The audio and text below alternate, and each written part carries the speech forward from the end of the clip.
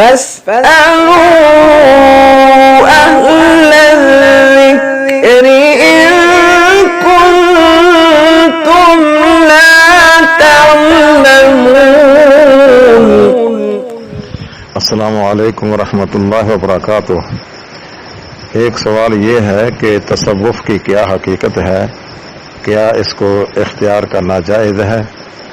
دراصل شریعت کے مقابلہ میں ایک طریقت کو اختیار کیا گیا ہے، تو طریقت کا دوسرا نام ہی تصوف ہے. اس تصوف میں مروجہ تصوف میں بہت سی ایسی چیزیں داخل ہو چکی ہیں جو قرآن و سنت کے خلاف ہیں. مثلا اس تصوف میں یہ دل کو قلب کو جاری کرنے کے لیے وظائف بتلائے جاتے ہیں، یا تصوف میں چلا کشی کی جاتی ہے، اور تصوف میں کشف قبور کا مسئلہ بھی آتا ہے. اس طرح کئی ایک ایسی چیزیں ہیں جو شریعت کے منافی ہیں. تو اگر دل کو نرم کرنے کے لیے یہ تصوف اختیار کیا جائے تو محدثین نے زہد و رقاق کے نام سے الگ سے باب قائم کر رکھے ہیں.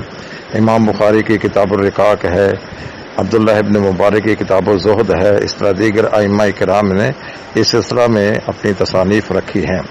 یہ تصوف جو ہے یہ ہمارا تصوف، اس میں کئی ایک چیزوں کا، اس میں کچھ ہندوؤں کی اور اس طرح ایران جو آتش پرست ہیں ان کی چیزیں اس میں داخل ہو چکی ہیں.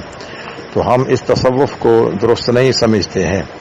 اگر دل کو جاری کرنا ہے، دل کو صاف کرنا ہے، نرم کرنا ہے، اس کے لیے کتاب الرقاق اور کتاب الزہد اس کا مطالعہ کر لیا جائے. یہ جو مروجہ تصوف ہے جس میں قلب کو جاری کرنا اور اسی طرح کشف قبور، تلہ کشی اور ذکر کے مختلف طریقے جو ہیں یہ شریعت سے میل نہیں کھاتے ہیں. السلام علیکم ورحمۃ اللہ وبرکاتہ.